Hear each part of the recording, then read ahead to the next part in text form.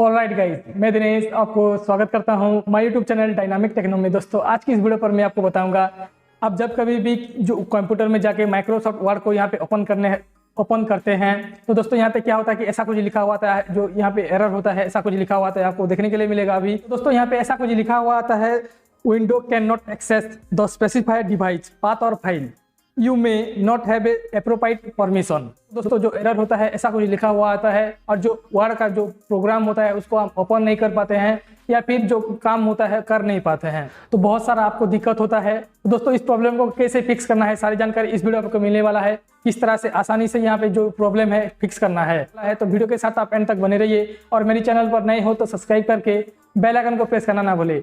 तो चलिए स्टार्ट करते हैं। तो सबसे पहले मैं यहाँ पे आपको देखने के लिए मिलेगा, मैं जो MS वर्ड होता है माइक्रोसॉफ्ट का यहाँ पे ओपन करने की कोशिश करता हूँ। तो दोस्तों यहाँ पे ऐसा कुछ लिखा हुआ आता है, window can not access the specified device path और file, you may not appropriate permission, ऐसा कुछ लिखा हुआ आता है। तो दोस्तों यहाँ पे आपको क्या करना है कि सबसे पहले जो काम होता है हम MS वर्ड पे कर नहीं पाते हैं, बहुत सारा आपको दिक्कत ऐसे झेलना पड़ता है।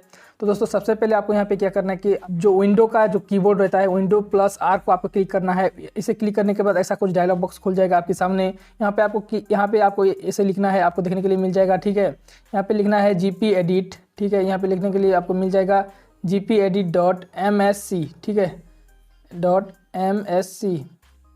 यहाँ पे देखने एंटर कर देने के बाद आपको यहाँ पे ऐसा कुछ इंटरफेस देखने के लिए मिल जाएगा। तो सबसे पहले इसको मैं बड़ा कर लेता हूँ, यहाँ से चलिए मैक्सिमाइज कर लेता हूँ। यहाँ पे आपको देखने के लिए मिलेगा एक विंडो का सेटिंग, ठीक है। यहाँ पे आपको क्लिक करना है। दोस्तों यहाँ पे जो साइड में देख सकते हो एरो का जो निशान दिया हुआ है, यहाँ पे आपको क्लिक करना है। देख ले, यहाँ पे क्लिक करने के बाद थोड़ा सा यहाँ पे मैं ड्रैग कर लेता हूँ इसको। यहाँ पे आपको देखने के लिए मिलेगा एक जो सिक्योरिटी सेटिंग पे क्लिक करना है। क्लिक करने के बाद लोकल जो पॉलिसी है यहाँ पे आपको देखने के लिए मिलेगा, जो फोल्डर यहाँ पे और एक फोल्डर मिलेगा जो लोकल पॉलिसी है। यहाँ पे आपको क्लिक करने के बाद आपको यहाँ पे देखने के लिए मिलेगा जो सिक्योरिटी ऑप्शन, ठीक है। यहाँ पे आपको क्लिक करने के बाद दोस्तों यहाँ पे आपको देखने के लिए मिलेगा सिक्योरिटी ऑप्शन। यहाँ पे क्लिक करने के बाद आपको यहाँ पे ढूंढना है, आपको देखने के लिए मिलेगा यूजर अकाउंट अप्रूवल, ऐसा कुछ लिखा हुआ होगा। तो यहाँ पे चलिए मैं अभी आपको दिखा देता हूँ। तो सबसे नीचे चले आते हैं, चलिए नीचे चले आने के बाद आपको यहाँ पे देखने के लिए मिलेगा दोस्तों, यहाँ पे आपको राइट क्लिक करना है। राइट क्लिक करने के बाद दोस्तों आपको यहाँ पे प्रॉपर्टी पे चले जाना है। यहाँ पे आपको देखने के लिए मिलेगा जो डिसेबल यहाँ पे रहता है, इसको एनेबल करके आपको बैक चले आना है। तो दोस्तों ये आपको करने के बाद अपना जो माइक्रोसॉफ्ट वर्ड होता है आपको राइट क्लिक करते हुए प्रॉपर्टी पे चले जाना है। चले जाने के बाद आपको यहाँ पे सिस्टम पे क्लिक करना है। देखने के लिए मिलेगा दोस्तों यहाँ पे जो अलाउ वगैरह होता है इसको अभी कर लेना है। तो चलिए मैं यहाँ पे स्टेप बाय स्टेप कर लेता हूँ, आपको ध्यान से देख लेना है।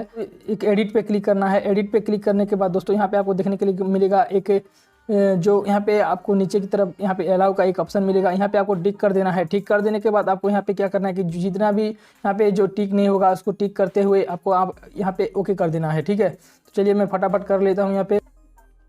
तो कर लेने के बाद आपको यहाँ पे ओके कर देना है। ओके कर देने के बाद आपको यहाँ पे फिर से ओके कर देना है, ठीक है। तो चलिए मैं यहाँ पे ओके कर लेता हूँ। तो दोस्तों यहाँ पे अभी ट्राई करता हूँ खोलने के लिए माइक्रोसॉफ्ट वर्ड को। तो यहाँ पे देखने के लिए मिलेगा, आपको यहाँ पे देखने के लिए मिलेगा पूरी तरह से जो माइक्रोसॉफ्ट वर्ड है यहाँ पे खुल चुका है।